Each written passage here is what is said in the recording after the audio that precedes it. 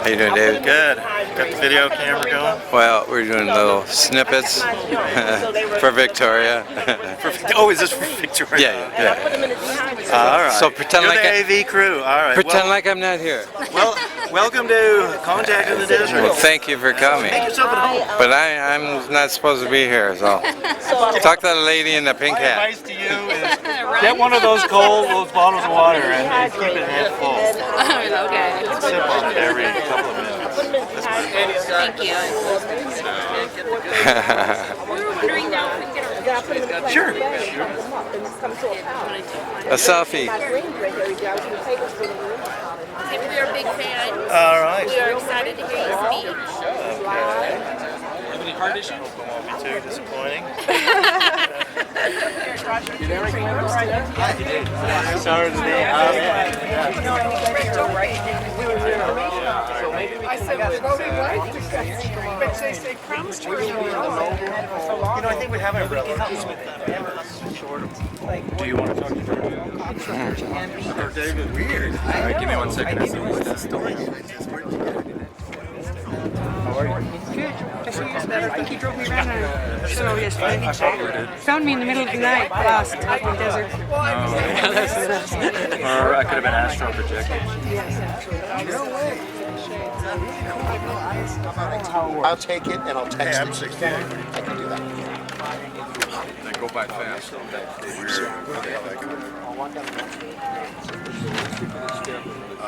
Giorgio, you look good. I feel. No, I don't. No. Take our picture, please. You okay? Need some water or something? I may be a little unsteady. That's all right. I'm good. I'll be natural.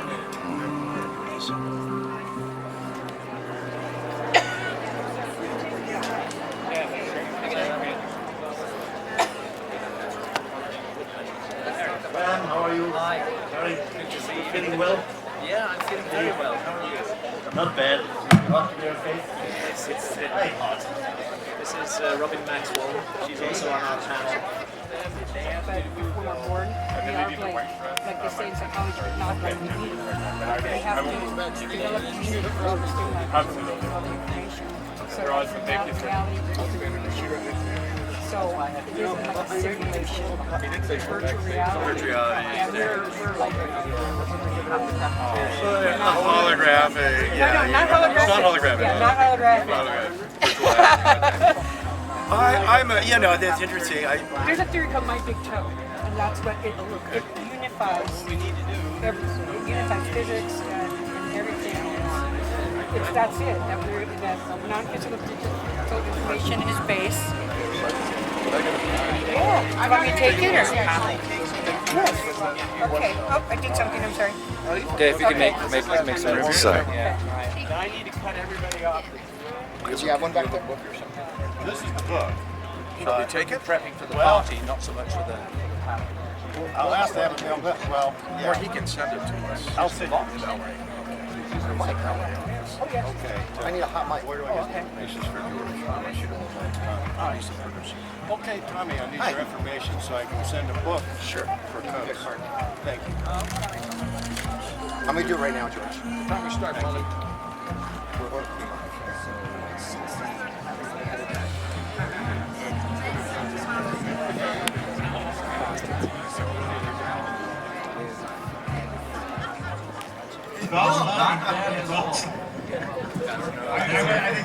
It is a match. That's something off.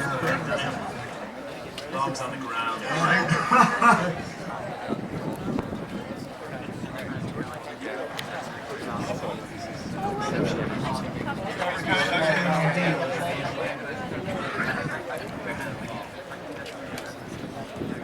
It's actually, I mean, it's a nice. Security. I don't want to be in that. Giorgio, you can. Oh. Perhaps. How are you? It's good to see you. Amor, visst du? Ett bok till mitt. Jag får det twittra man på inne var det. Uttagsering så. You're going to spread out a little bit so as long as they don't go here. I think Jason Martell's not. But Robert Bald's coming. Okay. He's on his way. Yeah, he's coming.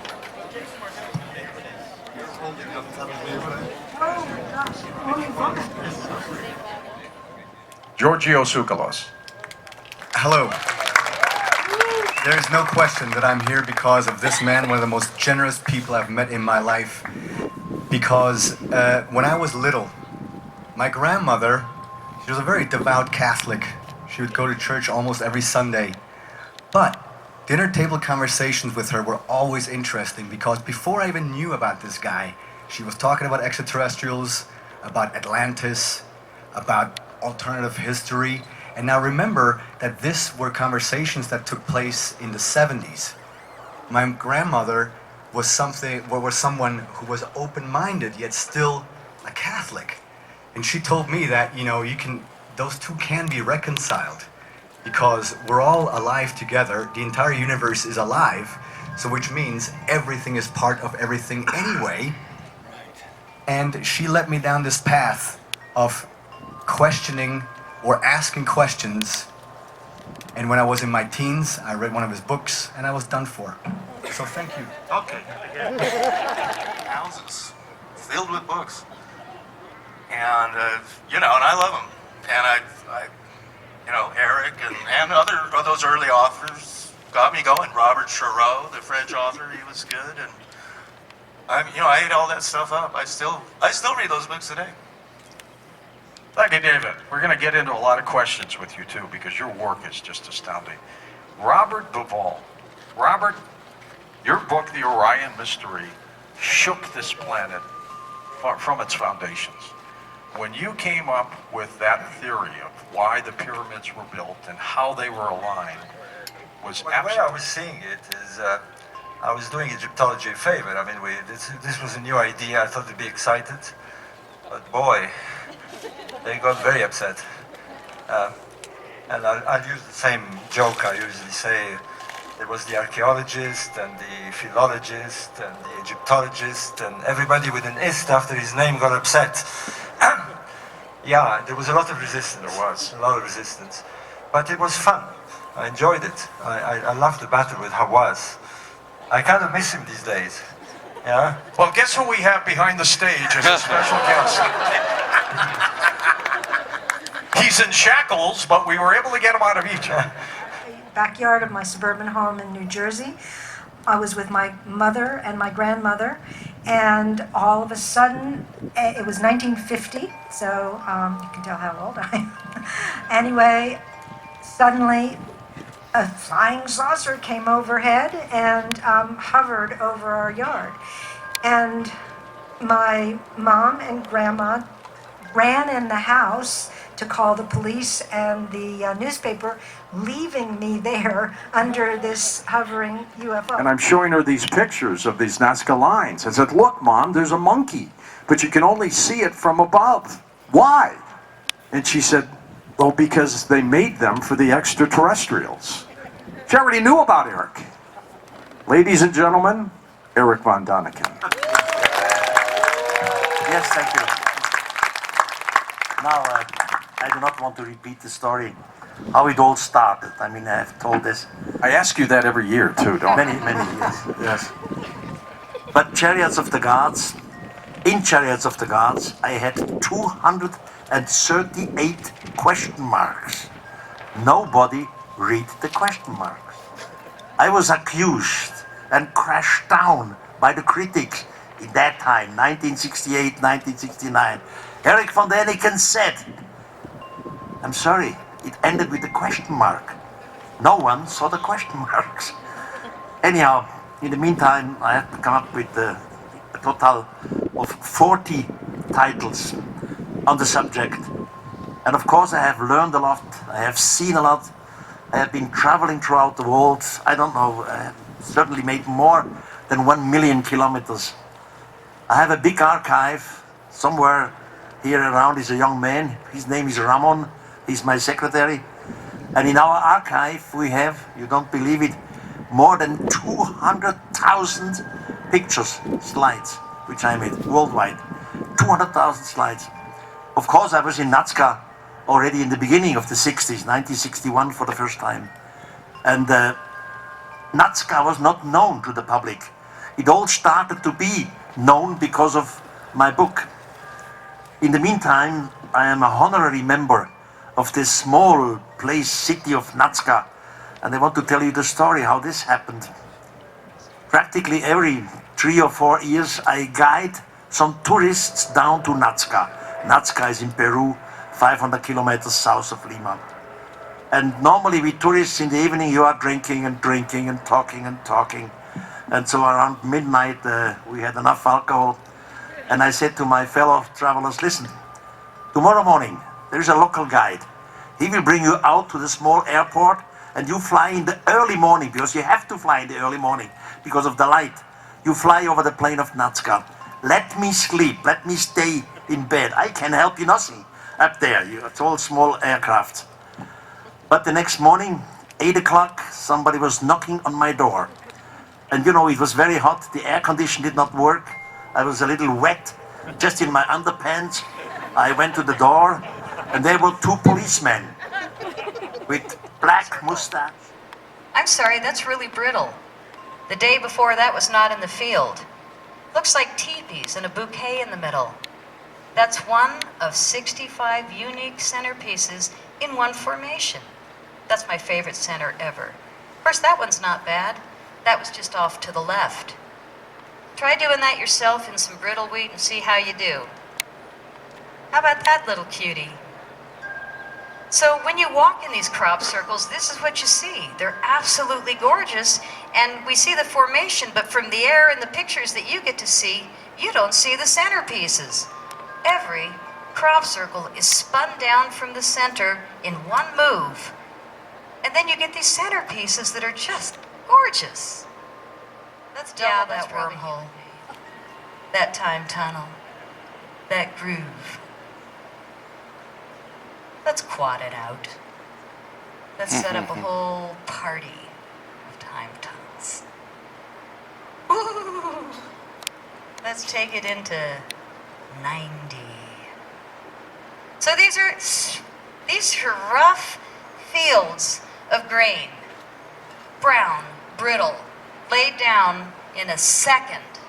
And you're going to see that tonight. You're going to see balls of plasma lay a crop circle down in seconds.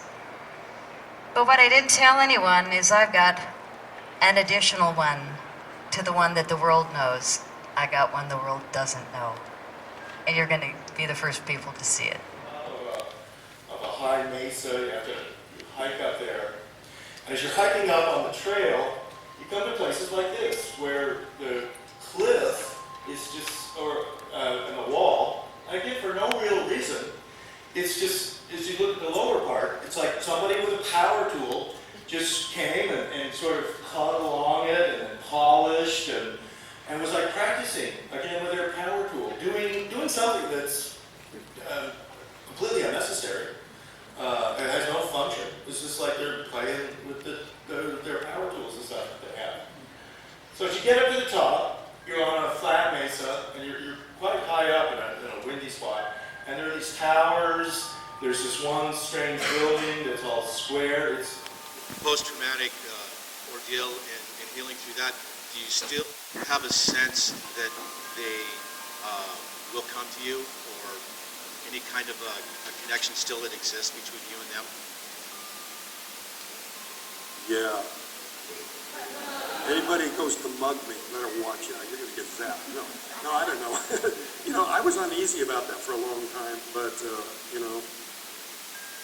I would think because of their benevolence, and I think, the question related to why they look like us, I think there's also an attraction to those types of beings to us just because of the resemblance. I'm going to talk to a few people in the audience here. We have a lovely couple here.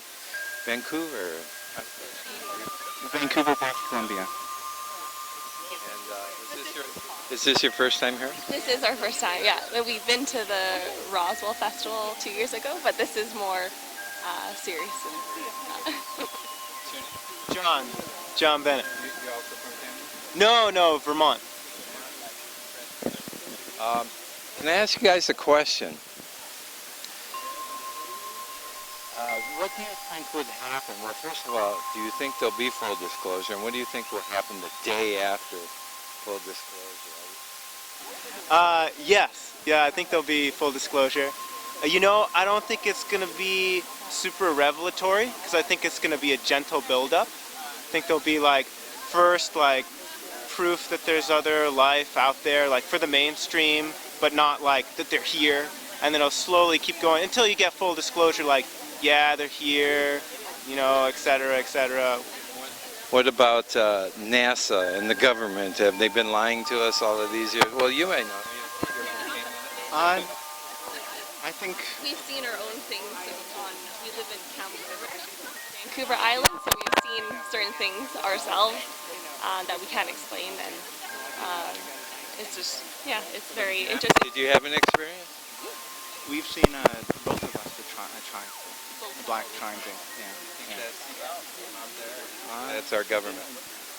You know, who knows? There was no sound, and there was 6-7 lights in a triangle, and it moved about 5 seconds, so it wasn't a plane. It wasn't a flock of birds, so it was something that we couldn't explain. And we'll always remember that. Well, good. You guys have a good time, all right? We'll catch up with you later. And over here we have, what's your name? Stacy Justice. North Carolina. So you traveled all the way from North Carolina? My second time. Yeah. Everybody, all my faves are here. I am a total fangirl this time. You listen to like George Noory? Yeah, I'm a Coast fan. Linda Moulton Howe. Graham Hancock, I'm real excited to see him because. Did you? I just got his book. I downloaded his book after hearing him on Coast. The Magicians. I'm so thrilled. Good, good. What do you think will happen the day after disclosure? I think there's going to be a wide variety. It depends on how it's finally disclosed. I think that plays a part, but you'll have everything. Every possible reaction will be there. But ultimately, I think it'll be a positive thing. Okay, here we have an interesting couple. Do you mind being interviewed for a second? Where are you from? Georgia. Georgia? Yeah. And you're from? I'm from Winnipeg. A couple? Yeah. How do you meet? At the Monroe Institute in Virginia. At a meditation retreat. Is this your first year here? Yes. Yes, it is. Who do you come to see specifically? Richard Dolan.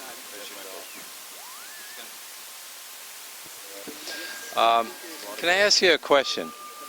Victoria would like to know, she's the owner of the event. What do you think would happen the day after full disclosure, if there'll be full disclosure? Well, a large portion of the populace would not believe it. You know? They'll never believe it, huh? It would take a while to sink in. Do you think it will take a landing on the White House lawn? Or? Somehow the government would cover that up. Maybe some multiple landings, that might do it. Or just things in the sky. Okay, well. I have not had personal experience, but if they landed in my yard, I would be glad. There you go. Okay, thank you very much, guys. And here we have some real diehards sitting in the dirt. Do you mind being interviewed briefly? Hey, where are you from? I'm from Mystic, Connecticut. Yeah. Yes. Batavia, New York. Your friends? We just met. How about you? Rochester, New York. Rochester. I'm from Rochester, Michigan.